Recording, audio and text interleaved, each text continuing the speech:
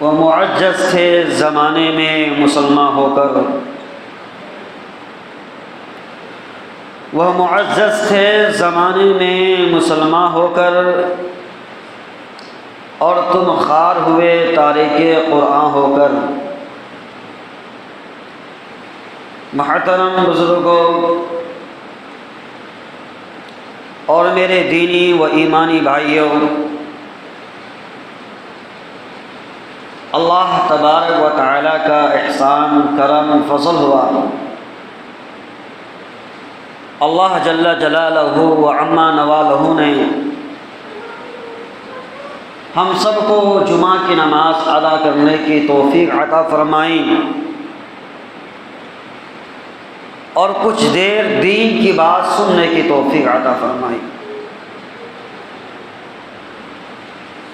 میرے محترم بزرگوں، دوستوں، میں نے آپ حضرات کے سامنے قرآن مقدس کی جو آیت کریمہ تلاوت کی ہے، اللہ تبارک و تعالیٰ نے اس مختصر سے جملے اور اس چھوٹی سی آیت میں حقیقت کا انکشاف کیا ہے۔ آنکھیں کھول دی ہے اور صاف طریقے سے فرما دیا کہ اے مسلمانوں، تم ہی کامیاب ہو۔ وَلَا تَهِنُوا وَلَا تَحْزَنُوا، کوئی غم نہ کرو اور ہمت کو نہ ہارو۔ اے مسلمانوں، تم ہی کامیاب ہو، تم ہی سربلند ہو، تم ہی اس دنیا کے مالک ہو، دنیا کی تمام چیزیں تمہارے لیے ہیں، عزت و شرافت کے تم ہی ٹھیکیدار ہو، کائنات تمہارے آگے جھک سکتی ہے، چرند پرند تمہاری اطاعت کر سکتی ہے، لیکن اللہ رب العزت نے ان کے لیے ایک شرط لگا دی ہے۔ وہ شرط کیا ہے؟ وَأَنْتُمُ الْأَعْلَوْنَ إِن كُنتُم مُؤْمِنِينَ، وہ ایمان کی شرط ہے۔ ایمان کی حلاوت و چاشنی تمہارے اندر موجود ہو، ایمان کی صفات تمہارے اندر موجود ہو، یقین کامل کی دولت سے تم مالا مال ہو۔ میرے دوستو، آج کا انسان یہ تو چاہتا ہے، آج کا انسان یہ تو چاہتا ہے کہ دنیا ان کے قدموں کے نیچے جھک جائے۔ آج کا انسان تو یہ چاہتا ہے ہر چیز اس کا ہو جائے۔ آج کا انسان یہ تو چاہتا ہے دنیا ان کی آگے جھک جائے۔ آج کا انسان یہ تو چاہتا ہے جس چیز کو ہم چھوئے تو وہ سونا بن جائے۔ آج کا انسان یہ چاہتا ہے کہ 10 کے مقابلہ میں ہم اکیلا کافی رہیں۔ آج کا انسان یہ چاہتا ہے ہر تمنا اس کی پوری ہو اور ہر خواہش بھر کا ان کا استقبال کرے، لیکن وہ بھول جاتا ہے ان کو یہ مقام، ان کو یہ دولت اسی وقت حاصل ہو سکتی ہے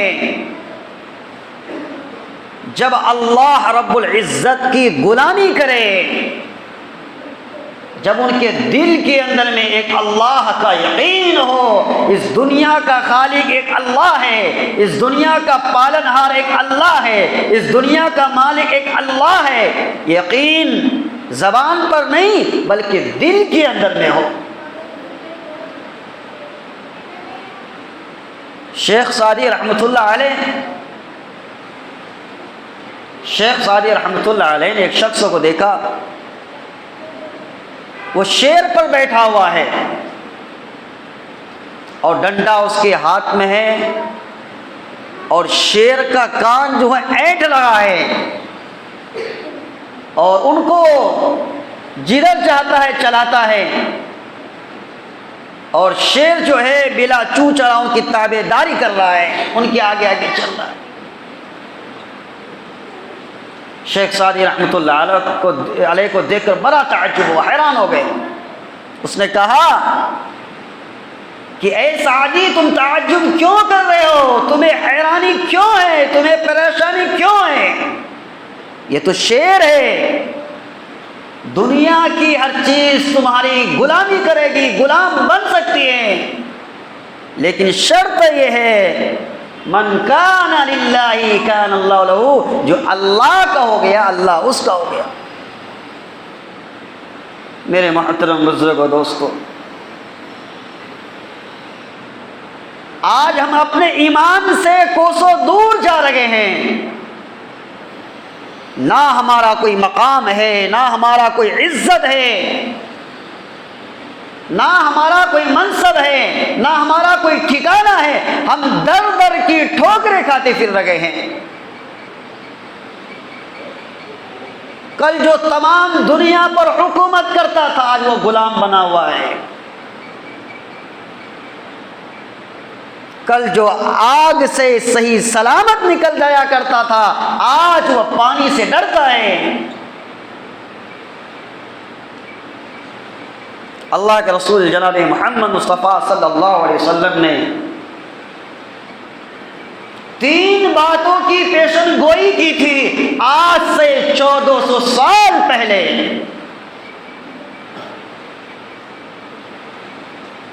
حضرت علی رضی اللہ تعالیٰ عنہ روایت کرتے ہیں، اللہ کے رسول جناب محمد مصطفیٰ صلی اللہ علیہ وسلم نے ارشاد فرمایا،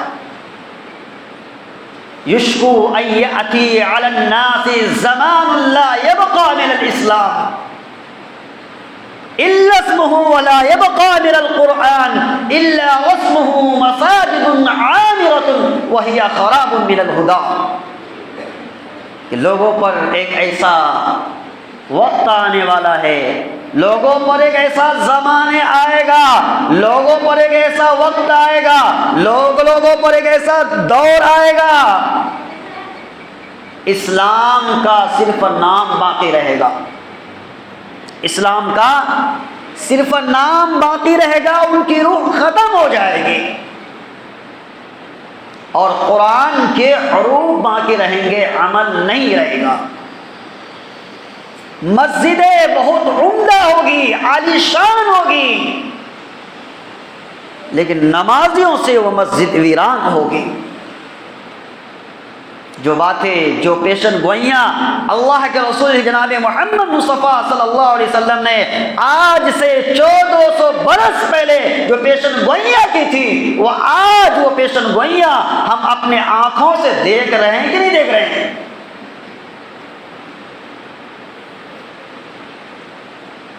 صرف ہم جو ہے آج نام کا مسلمان ہے،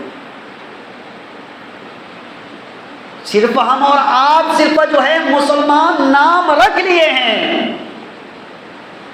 مسلمانوں کی کیا ذمہ داری ہے، مسلمانوں کا کیا کام ہے، ان کو فراموش کر دیے ہیں، ان کو بھلا دیے ہیں۔ جس طریقے سے غیر مسلم نماز نہیں پڑھتا ہے تو مسلمان بھی نماز نہیں پڑھتا ہے،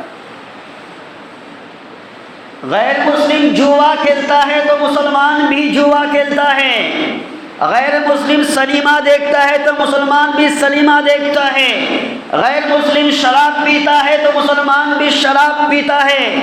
بڑی حیرت کی بات ہے، جس طرح یہودی یہ سمجھتا ہے یہودی ایک قوم کا نام ہے،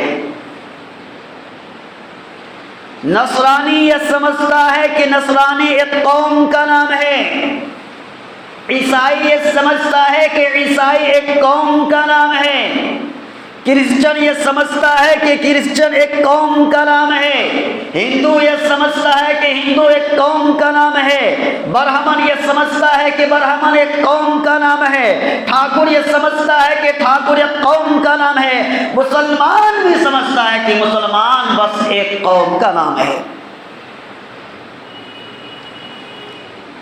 ہم اپنے ذمہ داری کو بھول گئے ہیں، ہم اپنے ذمہ داری کو فراموش کر دیے ہیں، اس لیے ہم پر یہ حالات آ رہے ہیں۔ حالات کیوں آتے ہیں؟ ہمارے عملوں کی کرتوت کی وجہ سے ہمارے اوپر حالات آتے ہیں، اور بہت ہی تیزی کے ساتھ یہ حالات بڑھ رہے ہیں۔ ملک کے حالات سے آپ واقف ہیں۔ پوری دنیا میں اگر امریکہ کے اندر میں کوئی قوم پریشان ہے تو مسلمان ہوگا، افریقہ میں کوئی قوم اگر پریشان ہے تو مسلمان ہوگا، اندلس میں اگر کوئی قوم پریشان ہے تو وہ مسلمان ہوگا، ہمارے ملک ہندوستان میں اگر کوئی قوم پریشان ہے، اگر کوئی قوم کے ساتھ ظلم ہو رہا ہے، اس کا نام مسلمان ہوگا۔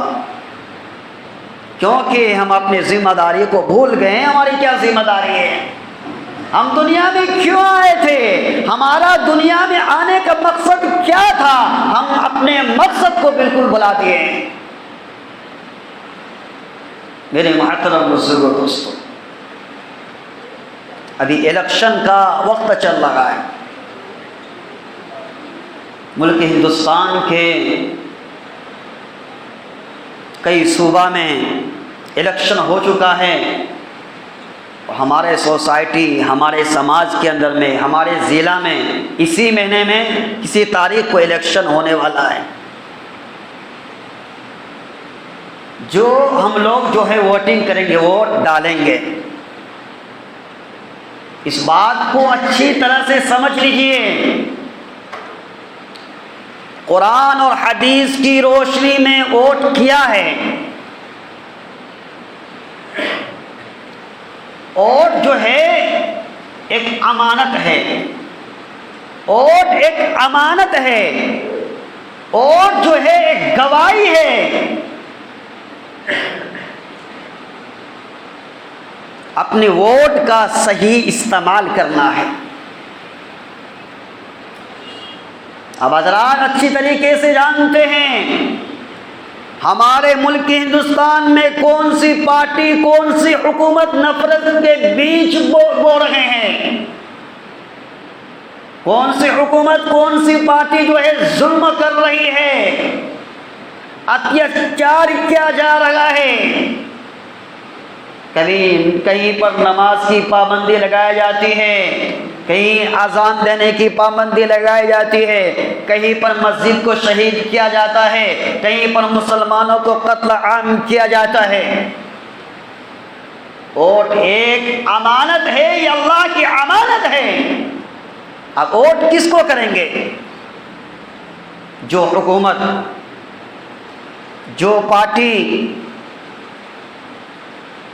ہمارے ملک ہندوستان کے بارے میں بھلائیاں سوچتا ہو، ہمارے لیے بھلائیاں سوچتا ہو، جو حکومت محبت کا چراغ اس دیش میں، اس ملک میں جلائے، محبت کا بیج بوئے، ہم اس کو ووٹ کریں گے۔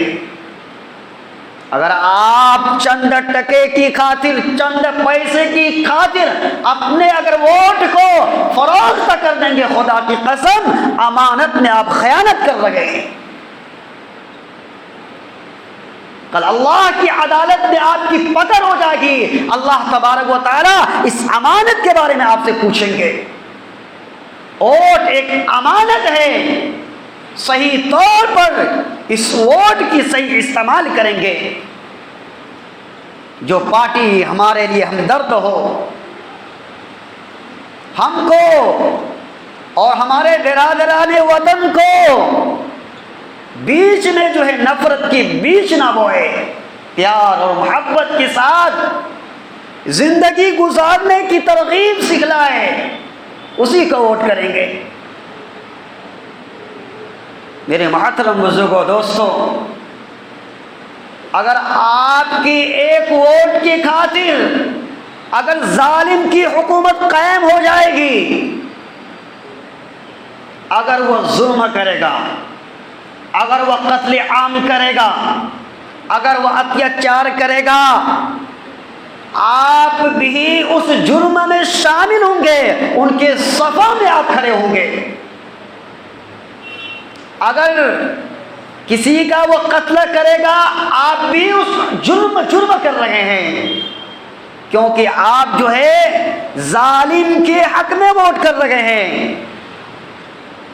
ووٹ ایک امانت ہے، ووٹ ایک گواہی ہے، سچے لوگوں کے حق میں گواہی دیں گے انشاءاللہ، سچے لوگوں کی حق میں گواہی دیں گے، اور یہ ایک امانت ہے، اس امانت کو ہم خیانت نہیں کریں گے۔ میرے محترم بزرگوں، دوستو، حالات بہت تیزی کے ساتھ بڑھ رہا ہے، اپنے ایمان کی حفاظت کرنا ہے، اپنے ایمان کو بچانا ہے۔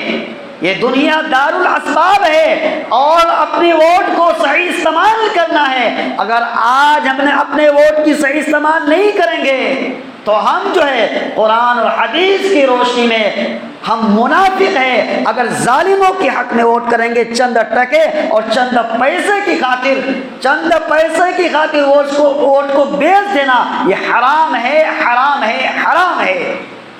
اس لیے اپنے ووٹ کی جو ہے صحیح استعمال کریں گے۔ سمدھیگا سے کمیٹی کی طرف سے ایک خط آیا ہے کہ اب حضرات جو ہے ووٹ کریں گے، کس طریقے سے کریں گے، اس جو ہے خط میں لکھا گیا ہے، آپ حضرات جو ہے سماعت فرمائیں۔